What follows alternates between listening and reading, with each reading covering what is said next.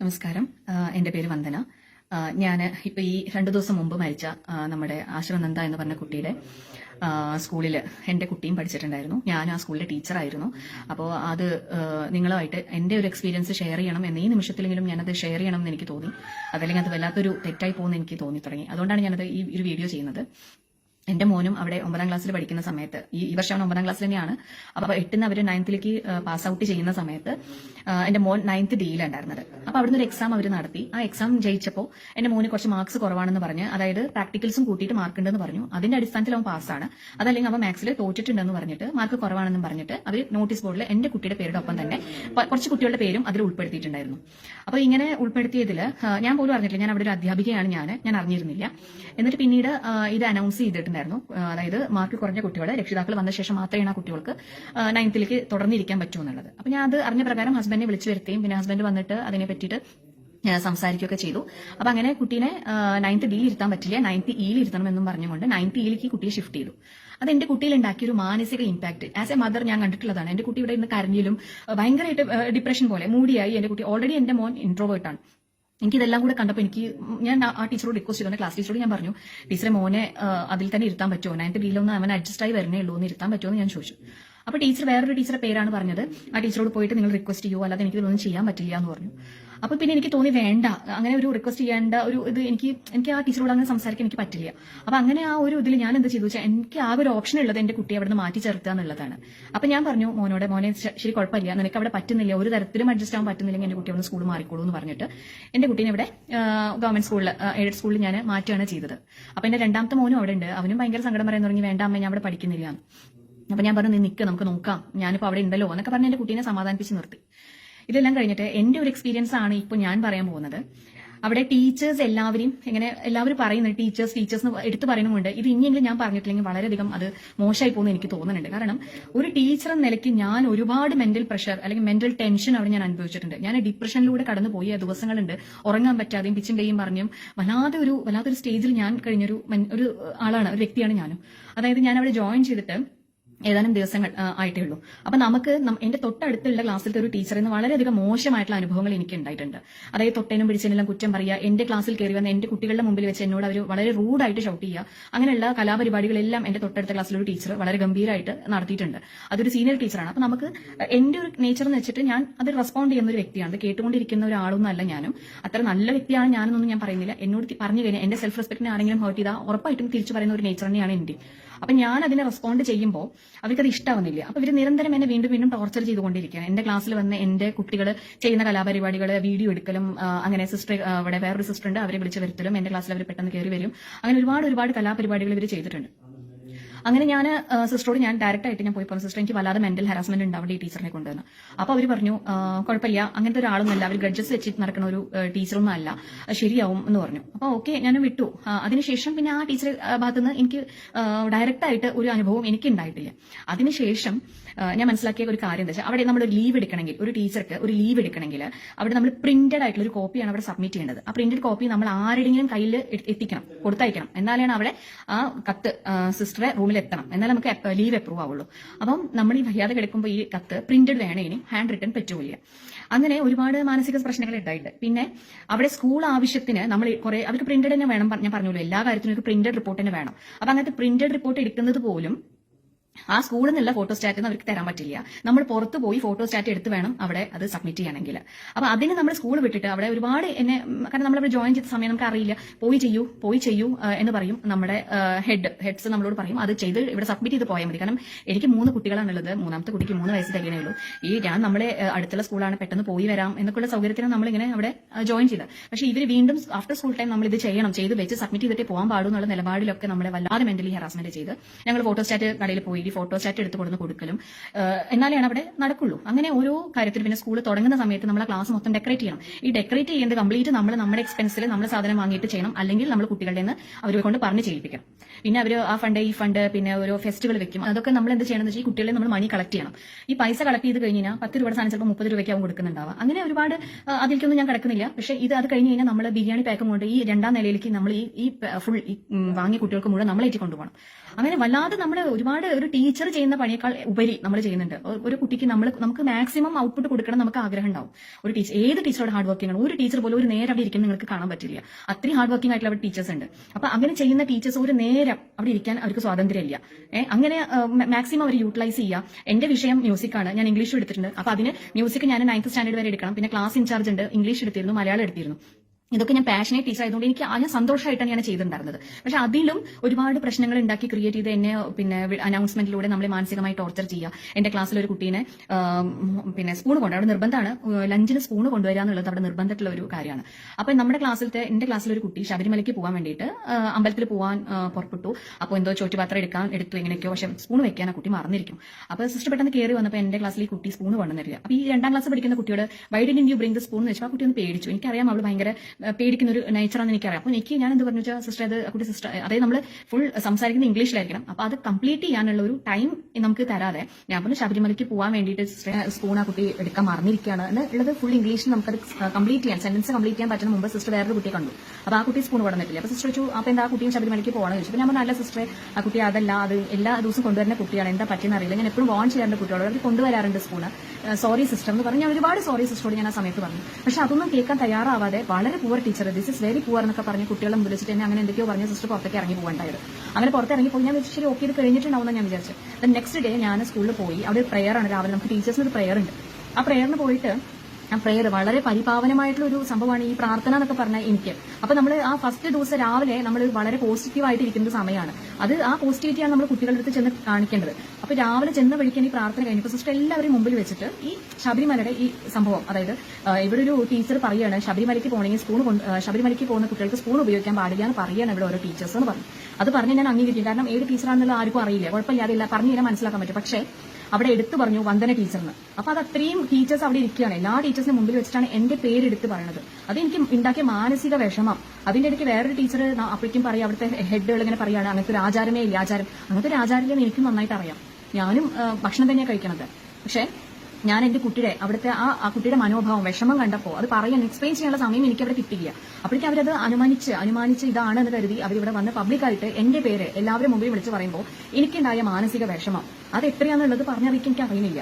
അങ്ങനെ ഒരുപാട് കാര്യങ്ങൾ കൊണ്ട് എന്നെ അവർ ടാർഗറ്റിംഗ് ആയിരുന്നു. ഞാൻ എങ്ങനെയെങ്കിലും, അതായത് ഞാൻ റെസ്പോണ്ട് ചെയ്യുന്ന ഒരു വ്യക്തിയാണെന്ന് അവർ വളരെ വ്യക്തമായിട്ട് അവിടെ പ്രിൻസിപ്പളിനായാലും അവിടെ പല ടീച്ചേഴ്സിനും, കുറച്ച് ടീച്ചേഴ്സ്, ഞാൻ എല്ലാ ടീച്ചേഴ്സിനും പറയുന്നില്ല, കുറച്ച് ടീച്ചേഴ്സിനും വളരെ നന്നായിട്ട് അറിയാം ഞാൻ റെസ്പോണ്ട് ചെയ്യും, പ്രതികരിക്കും, ഇതിനെതിരെ പറയും എന്നൊക്കെ അറിയുന്നതുകൊണ്ട് അവർ മനഃപൂർവ്വം എന്നെ ഒരു ടാർഗറ്റിംഗ് ആയിട്ട് എടുത്തിട്ടാണ് അവർ ഈ എന്റെ മോൾ ഇതേപോലെ ഏപ്രിൽ 3-ാം തീയതി, ആ ദിവസം ഞാൻ മറക്കില്ല, ഏപ്രിൽ 3-ാം തീയതി ഒരു പ്രൊമോഷണൽ മീറ്റിംഗ് ഉണ്ട്. ആ ദിവസം നമ്മളെല്ലാം സബ്മിറ്റ് ചെയ്യണം. അപ്പൊ നമ്മുടെ അലമാരയിലത്തെ പുസ്തകങ്ങളെല്ലാം റെഡിയാക്കി ഷെൽഫെല്ലാം ഒഴിച്ചു കൊടുക്കണം. ഇതെല്ലാം ഞാൻ ചെയ്ത് ഞാൻ ആ സ്കൂളിൽ നിന്ന് മീറ്റിംഗ് ഉണ്ട്, പ്രൊമോഷൻ സിസ്റ്റർ അടുത്ത് ഡയറക്റ്റ് ആയിട്ട് നമ്മൾ ഇരുന്ന് സംസാരിക്കുന്ന ഒരു മീറ്റിംഗ് ആണ്.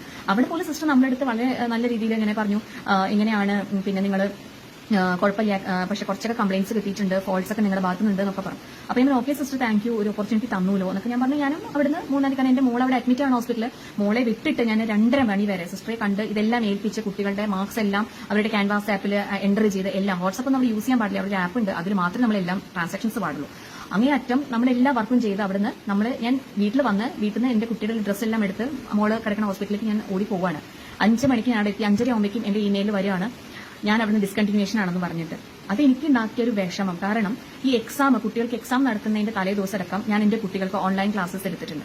അങ്ങേയറ്റം സിൻസിയറിറ്റി കാണിച്ചതാണോ ഞാൻ ചെയ്ത് തെറ്റെന്നാണ് എനിക്ക് മനസ്സിലാവാത്തത്. അപ്പൊ അങ്ങേയറ്റം എന്റെ കുട്ടികൾ പറഞ്ഞു ടീച്ചറെ സ്കൂളിൽ നിന്ന് പോയി, ഞാൻ സിഗ്നേഷൻ ലെറ്റർ കൊടുക്കാൻ നിന്നതാണ്. കാരണം ഞാൻ ഡിപ്രഷൻ പോലെ തന്നെ ആയിരുന്നു അവിടെ, കാരണം ലീവ് എടുക്കാൻ പറ്റില്ല, അങ്ങനെ ഒരുപാട് പ്രശ്നങ്ങൾ. പക്ഷെ എന്റെ കുട്ടികളുടെ സ്നേഹം കണ്ടപ്പോൾ എനിക്ക് അവിടുന്ന് പോരാൻ തോന്നിയില്ല. അതുകൊണ്ട് തന്നെ ഞാൻ റെസിഗ്നേഷൻ ലെറ്റർ എഴുതി വെച്ചു, പക്ഷെ കൊടുത്തില്ല. പക്ഷെ അപ്പോൾ ഈ ഡിസ്കണ്ടിന്യൂഷൻ മെയിൽ നമുക്ക് വന്നപ്പോൾ വല്ലാതെ മനസ്സായിട്ട് പഠിച്ചു. കാരണം ഒട്ടും അവിടെ വർക്ക് ചെയ്യാത്ത ചില ടീച്ചേഴ്സ് ഉണ്ട്, ഒട്ടും വർക്ക് ചെയ്യില്ല. അവർക്ക് ഫോൺ എടുക്കാം, അവർക്ക് എന്താ അവരുടെ സ്വാതന്ത്ര്യങ്ങൾ അവിടെ പല ഉണ്ട്. അത് വിഷയത്തിൽ ഞാൻ കിടക്കുന്നില്ല മോറായിട്ട്. അപ്പൊ അതില്ല, അവർക്ക് എങ്ങനെ വേണമെങ്കിലും ആവാം. അപ്പോൾ അവരെ അവിടെ നിലനിർത്തിക്കൊണ്ട് അവിടെ അത്രയും ഹാർഡ് വർക്കിംഗ് ചെയ്യുന്ന ടീച്ചേഴ്സിനെ ടാർഗറ്റ് ചെയ്ത് പുറത്താക്കുമ്പോൾ ആ ടീച്ചർക്ക് ഉണ്ടാവുന്ന, സമൂഹത്തിലേക്ക് ഇറങ്ങുമ്പോൾ ആ ടീച്ചർക്ക് ഉണ്ടാവുന്ന മെന്റൽ പ്രഷർ എന്താണ്? കാരണം ഞാൻ ഒരുപാട് സ്കൂൾ വർക്ക് ചെയ്തിട്ടുണ്ട്.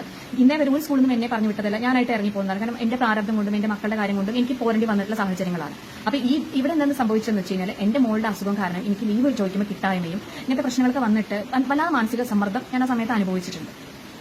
അപ്പൊ ഇങ്ങനെ ഒരു ഡിസ്കണ്ടിന്യൂഷൻ മെയിൽ വന്നപ്പോൾ അടുത്തുള്ളവരൊക്കെ ചോദിക്കാൻ തുടങ്ങി, എന്ത് പറ്റി ടീച്ചറെ ഡിസ്കണ്ടിന്യൂ? അപ്പൊ ഞാൻ പറഞ്ഞു, ഞാൻ സത്യമാണ് പറഞ്ഞത്, അല്ലാതെ ഞാനൊന്ന് പോകുന്നൊന്നുമല്ല ഞാൻ പറയാം. എനിക്ക് ഡിസ്കണ്ടിന്യൂഷൻ മെയിൽ വന്നു, ഞാൻ പോകുന്നു, ഇത് തന്നെയാണ് പറയുന്നത്. എല്ലാവരും ഇപ്പോഴും അത് തന്നെയാണ് പറയുന്നത്. എനിക്ക് ഒരു ഡിസ്കണ്ടിന്യൂഷൻ മെയിൽ അയച്ചു. അതിന്റെ റീസൺ എന്താണെന്ന് എനിക്ക് അറിയാം. അപ്പൊ തന്നെ ഞാൻ അവർക്ക് അയച്ചു, എന്താണ് സിസ്റ്റർ റീസൺ, എന്താണ് ഞാൻ ചെയ്ത് തെറ്റ്, എന്റെ ഫോൾട്ട് എന്താണെന്ന് വെച്ചിട്ട് ഞാനൊരു മെസ്സേജ് അയച്ചു സിസ്റ്റർ. അപ്പൊ ഇവിടെ അടുത്തുള്ളവർക്ക് എന്നോട് ചോദിച്ചു, നീ അവിടെ പഠിപ്പിക്കാനായിട്ടാണോ? അതെനിക്ക് വല്ലാത്ത സങ്കടം. കാരണം അത്രയും ഞാൻ എഫേർട്ട് എടുക്കുന്ന സ്കൂളിന് വേണ്ടിയിട്ട് ഒരു മനോരമ ഫെസ്റ്റായിട്ട് വെച്ചിരുന്നു. അതിനുവേണ്ടി ഒരുപാട് എഫേർട്ട് എടുത്തു. ഒരു 1500 പേര് ഞാൻ ആ സ്കൂളിലേക്ക് ഇതിനുവേണ്ടി വിളിച്ചിട്ടുണ്ട്. അങ്ങനെ അങ്ങേ അറ്റം നമ്മൾ അധ്വാനിച്ചിട്ടും അവരുടെ ഓരോ പ്രോഗ്രാമിനും കുട്ടികളെ കൊണ്ടുപോകാനും ആ രക്ഷിതാക്കളെ എല്ലാവരും സ്കൂളിൽ എത്തിയ ശേഷം കുട്ടികളെ ഏൽപ്പിച്ച ശേഷം മാത്രമാണ് ഞാൻ സ്കൂൾ കോമ്പൗണ്ട് വിട്ടിട്ട് എന്റെ വീട്ടിലേക്ക് വന്നിട്ടുള്ളൂ. അപ്പൊ അത്രയും നമ്മൾ നമ്മുടെ സ്വന്തം മക്കളെ ഈ വീട്ടിൽ ഒറ്റയ്ക്ക് വിട്ടിട്ട്, അതായത് ഹസ്ബൻഡ് ഉണ്ടാവും, അങ്ങനെ വിട്ട് നമ്മൾ നമ്മുടെ സ്കൂൾ കുട്ടികളെ അത്രയും കെയറോടുകൂടി നോക്കിയിട്ടും പിന്നെയും അത്രയും ആത്മാർത്ഥത കാണിച്ചത് എന്തുകൊണ്ടാണ് അവർ നമ്മളോട് ഇങ്ങനെ ചെയ്തെന്നുള്ള വിഷമം എന്റെ മനസ്സിൽ വല്ലാതെ കിടന്നു. അതിന്റെ ഒരു പ്രതിഷേധം എന്ന ഒരു ഇതിൽ ഞാൻ സിസ്റ്റർക്ക് മെസ്സേജ് ചെയ്തു, സിസ്റ്റർ എന്താണ് റീസൺ, എന്താണ് ഫോൾട്ട് എന്ന് വെച്ചിട്ട്. അതിന് എനിക്ക് കിട്ടിയത്, ഞാൻ എക്സ്പീരിയൻസ് സർട്ടിഫിക്കറ്റ് വാങ്ങാൻ സ്കൂളിലേക്ക് ചെന്നു. എക്സ്പീരിയൻസ് സർട്ടിഫിക്കറ്റ് വാങ്ങാൻ വേണ്ടി ഞാൻ അവിടെ ചെന്നപ്പോൾ ഉണ്ടായ ഒരു ദുരനുഭവം, അത് ആർക്കും അങ്ങനെ ഉണ്ടാവാതിരിക്കട്ടെ. ഞാൻ അവിടെ ചെന്നു. അവിടെ ചെന്നപ്പോൾ ഒരു 3/4 മണിക്കൂർ അവിടെ വെയിറ്റ് ചെയ്യേണ്ടി വന്നു. വെയിറ്റ് ചെയ്ത് HR എന്നോട് പറഞ്ഞു, ടീച്ചറെ ഇനി 10 മിനിറ്റ് കൂടി വെയിറ്റ് ചെയ്യൂ, എടുത്തു തരാം, ഇനി ഒരു സീലും കൂടി ആവശ്യമുള്ളൂ, അവിടെ ഒരു സ്റ്റാഫിന്റെ സീലും കൂടി ആവശ്യമുണ്ടെന്ന് പറഞ്ഞു. ശരിയെന്ന് പറഞ്ഞാൽ ആ പ്രകാരം ഞങ്ങൾ വെയിറ്റ് ചെയ്തു. അപ്പോൾ എന്റെ കൂടെ വേറൊരു ടീച്ചർ ഉണ്ടായിരുന്നു ഈ എക്സ്പീരിയൻസ് സർട്ടിഫിക്കറ്റ് വാങ്ങിക്കാൻ വേണ്ടിയിട്ട്. അപ്പോൾ ആ ടീച്ചർ പറഞ്ഞു, ടീച്ചറെ ഞാൻ April 3 സിസ്റ്ററെ പോയി വിസിറ്റ് ചെയ്തിട്ടില്ല, എനിക്കൊന്ന് സിസ്റ്ററെ കാണുന്നുണ്ടെന്ന് പറഞ്ഞപ്പോൾ ഓക്കെ നമുക്ക് ചെല്ലാം എന്ന് പറഞ്ഞ് ഞാൻ HR ചോദിച്ചു, ഞങ്ങൾക്ക് ആ സിസ്റ്ററെ കാണാൻ പറ്റുമെന്ന് ചോദിച്ചു. അത് പ്രകാരം ഓക്കെ ടീച്ചർ കണ്ടോളൂ, അതിനെയാണ് അതിന്റെ പ്രൊസീജിയർ എന്ന് ആ കുട്ടി പറയുകയും ചെയ്തു. അങ്ങനെ ഞങ്ങൾ രണ്ടാളും സിസ്റ്ററെ കാണാൻ നേരിട്ട് ചെല്ലുകയാണ്. അവിടെയും ഒരു 15 മിനിറ്റ്സ് ഞങ്ങൾ പുറത്ത് വെയിറ്റ് ചെയ്തിട്ടുണ്ട്, കാരണം പാരന്റ്സ് ഉണ്ടായിരുന്നു അതിന്റെ ഉള്ളിൽ. ഇതെല്ലാം കഴിഞ്ഞ് അകത്ത് ചെന്നപ്പോൾ സിസ്റ്റർ മുഖം മാറി. മേ ആ ഗെറ്റിംഗ് ചോദിച്ചപ്പോൾ ഒരുമാതിരി പരിഹാസം പോലെയൊക്കെ ആക്കി മുഖമൊക്കെ ആക്കി ഞങ്ങൾ ചെന്ന് കഴിഞ്ഞപ്പോൾ ചെന്ന വഴി ഞങ്ങളോട് പറഞ്ഞു, എത്ര ധൈര്യമുണ്ട് എനിക്ക് ഇങ്ങനത്തെ മെസ്സേജൊക്കെ അയക്കാൻ, നിങ്ങൾ ആരെ എന്നെ ചോദ്യം ചെയ്യാൻ എന്നുള്ള രീതിയിൽ നമ്മളോട് വളരെ ധാർഷ്ട്യമായിട്ട് അറോഗന്റ് ആയിട്ട് ഞങ്ങളോട് സംസാരിച്ചു. അപ്പൊ ഞാൻ പറഞ്ഞു, സിസ്റ്ററെ എന്തിനൊക്കെ ഇത്ര ദേഷ്യപ്പെടുന്നത്, അത്ര ദേഷ്യപ്പെടാൻ മാത്രമൊന്നുമില്ല, എന്താ നമ്മുടെ ഫോൾട്ട് എന്നല്ലേ ചോദിച്ചിട്ട് സിസ്റ്റർ എന്തിനാ അങ്ങനെ ദേഷ്യപ്പെടുന്നു, സിസ്റ്റർ ഒന്ന് സമാധാനമായിട്ട് സംസാരിക്കുമെന്ന് പറഞ്ഞപ്പോൾ നിങ്ങൾ എന്നെ പഠിപ്പിക്കേണ്ടെന്ന് പറഞ്ഞു എന്നോട്. അപ്പൊ ഞാൻ പേയ്മെന്റില്ല. അപ്പൊ എന്റെ കൂടെ എല്ലാ ടീച്ചറും ഇങ്ങനെ ചോദിച്ചു, ടീച്ചർ സിസ്റ്ററെ ഫോൾട്ട് എന്താണെന്ന്. അപ്പൊ നിന്നെ ഇവിടെ സ്ഥിരം നിർത്തിക്കോളാം ഞാൻ പറഞ്ഞിട്ടുണ്ടോ, നിങ്ങൾക്ക് ഞാൻ ഒരു വർഷത്തെ ടെമ്പററി ഇതല്ലേ തന്നിരിക്കുന്നത്, എന്നോട് ചോദിച്ചു ഒരു വർഷത്തെ കോൺട്രാക്ട് അല്ലേ ഉണ്ടായിരുന്നു. ഞാൻ പറഞ്ഞു ഒക്കെ ശരിയാണ് സിസ്റ്റർ പറഞ്ഞു, ശരി. ഞാൻ ചോദിച്ചിട്ട് ഫോൾട്ട് എന്താണെന്നല്ലേ ഞാൻ സിസ്റ്ററെ ചോദിച്ചിട്ടുള്ളൂ, അത് നമുക്ക് അറിയുന്ന ഒരു അവകാശമുള്ളൂ. അപ്പൊ ഞാനൊരു സ്കൂളിൽ നിന്ന് പെട്ടെന്ന് ഇറങ്ങി പോരുമ്പോൾ അവർ എന്നോട് ചോദിക്കും എന്തുകൊണ്ടാണ് ടീച്ചറെ പോകുന്നതാണ്, അതുപോലെ നമുക്കും അറിയേണ്ട എന്താ റീസൺ. ആ ഒരു ഇതിൽ നമ്മൾ ചോദിച്ചപ്പോൾ പുറത്തു പോകും, വളരെ നമ്മൾ ഇൻസൾട്ട് ചെയ്യുന്ന രീതിയിൽ കടന്നു പോകും, പുറത്തു പോകും എന്ന് സിസ്റ്റർ സ്ക്രീൻ ചെയ്യാൻ ഉണ്ടായത് അവിടെ നിന്നിട്ട്. അപ്പോൾ എന്റെ കൂടെയുള്ള കുട്ടിയും വല്ലാതെ പാനിക്കായി, അവളും ഭയങ്കര ഷോക്കായി. അപ്പോൾ സിസ്റ്റർ എന്തിനാ അങ്ങനെ പറയുന്നത്, നമ്മുടെ ഫോൾട്ട് എന്താണെന്ന് ചോദിച്ചത്, കിടന്നു പോകാനല്ലേ പറഞ്ഞ രണ്ടാളോടും പറഞ്ഞു. അങ്ങനെ ഞങ്ങളെ ഇൻസൾട്ട് ചെയ്ത് നമ്മുടെ അടുത്ത് പുറത്തു പോകാനാ പറഞ്ഞത്, സ്ക്രീം ചെയ്തിട്ട്. അപ്പൊ ഞങ്ങൾ രണ്ടുപേരും ആ ഡോറിന്റെ അവിടെ എത്തുമ്പോൾ അവിടെ HR ഉണ്ടായിരുന്നു, ഓരോ ഓഫീസ് സ്റ്റാഫും ഉണ്ടായിരുന്നു. അപ്പൊ ഇങ്ങനെ സ്ക്രീം ചെയ്ത് ഞങ്ങൾ അങ്ങനെ തിരിഞ്ഞ് ആ ഡോറിന്റെ അവിടെ എത്തിയപ്പോൾ വൃത്തികെട്ട ജന്തുക്കളാണ്. ഞാൻ അവിടെ കൊലപാതകമോ അല്ലെങ്കിൽ വേറെ എന്തെങ്കിലും വൃത്തികേട് കാണിച്ചിട്ടാണ് നമ്മളെ സ്കൂളിൽ നിന്ന് ഇറങ്ങി വരേണ്ടി വന്നു വെച്ചാൽ അവരെ പറഞ്ഞതിന് വാക്കിന് ഒരു ഇതുണ്ട്. പക്ഷെ ഞാൻ ആ തിരുവസ്ത്രത്തിനെ അത്രയും ബഹുമാനിക്കുന്നുണ്ട്, ഞാൻ ഒന്നും പറയാതെ തിരിച്ചിറങ്ങി പോന്നു. അവിടെ നിന്ന് ഇറങ്ങി പോന്ന് അവിടെ നിൽക്കുന്ന സമയത്ത് HR എന്നോട് വന്ന് പറഞ്ഞു, ടീച്ചറെ ഇനി 2 ദിവസം കഴിഞ്ഞിട്ട് വരാൻ പറഞ്ഞു സിസ്റ്റർ, ഇപ്പോൾ സീൽ വെക്കാൻ അവിടെ ആളില്ല എന്ന് പറഞ്ഞു.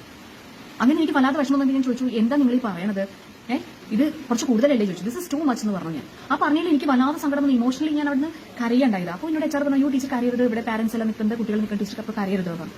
നമ്മുടെ ഇമോഷൻസ് എങ്ങനെ നമുക്ക് എടുക്കാൻ പറ്റും. ഞാൻ അവിടെ നിന്ന് വന്ന് എനിക്ക് പിന്നെ മനസ്സിലാകെ ഒരു നമുക്ക് എന്തോ കല്ല് കിട്ടി, നമ്മൾ എന്തോ ഒരു അപരാധം ചെയ്ത ഒരു അവസ്ഥയിൽ ഞാൻ ഈ കുട്ടി സൂസൈഡ് എന്ന് പറഞ്ഞാൽ ഇതിന്റെ അങ്ങേ അറ്റം വേർഷനിൽ ഞാൻ പല ടീച്ചേഴ്സിന്റെ മുമ്പിൽ വെച്ച് അപമാനിതയായില്ലോ, അങ്ങനെ എനിക്ക് കേൾക്കേണ്ട ഒരു അവസ്ഥ വന്നില്ലേ, എനിക്ക് തിരിച്ച് പ്രതികരിക്കാൻ പറ്റിയില്ലല്ലോ എന്നുള്ള വിഷമം എനിക്ക് നല്ലപോലെ ഉണ്ടായിട്ടുണ്ട്. അങ്ങനെ അവിടെയുള്ള മാതാവിനോട് ഞാൻ പ്രാർത്ഥിച്ചാൽ പോകുന്നത് അത്രയും വിഷമമായി. കാരണം എന്ത് തെറ്റ് ചെയ്തിട്ട് ഞാൻ അങ്ങേ അറ്റം ആത്മാർത്ഥത ഈ സ്കൂളിൽ കാണിച്ചതാണോ ഞാൻ ചെയ്ത തെറ്റെന്ന് ഞാൻ അങ്ങേ അറ്റം വിഷമിച്ചിട്ടാണ് ഞാനും ആ കുട്ടിയും അവിടെ നിന്ന് ഇറങ്ങി പോകാനുണ്ടായത്. എന്നിട്ട് ഞാൻ എന്റെ ഹസ്ബൻഡിനെ പറഞ്ഞയക്കുകയും ചെയ്തത്, ഒന്ന് പോയിട്ട് ആ സർട്ടിഫിക്കറ്റ് വാങ്ങിയിട്ട് വരുമെന്ന് പറഞ്ഞു. അപ്പോഴും അവരെന്നെ ഒരു മാസം കഴിഞ്ഞിട്ട് ഞാൻ ഏട്ടനെ പറഞ്ഞയച്ചു. 2 ദിവസം കഴിഞ്ഞ് വരാൻ പറഞ്ഞതാ, ഒരു മാസം കഴിഞ്ഞിട്ട് ഹസ്ബൻഡ് പോയത്.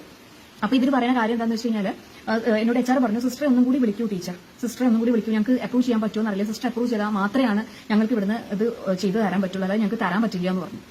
അപ്പൊ ഞാൻ അറിഞ്ഞത് അവിടുന്ന് പോയ പല ടീച്ചേഴ്സും ഇമെയിലിൽ അവർ അയച്ചിട്ട് അവർക്ക് ഇമെയിലിൽ ചെയ്ത് കൊടുത്തിട്ടുണ്ട്, ഈ എക്സ്പീരിയൻസ് സർട്ടിഫിക്കറ്റ് അയച്ചു കൊടുത്തിട്ടുണ്ട്. ഇത് നേരിട്ട് പോയി റിക്വസ്റ്റ് കൊടുത്തിട്ടും സിസ്റ്റർ കയ്യിൽ കൊടുത്തിട്ടും നമുക്ക് പോയി ചെന്നപ്പോൾ അവർക്ക് ഒരുപാട് ഡിമാൻഡ്സ്.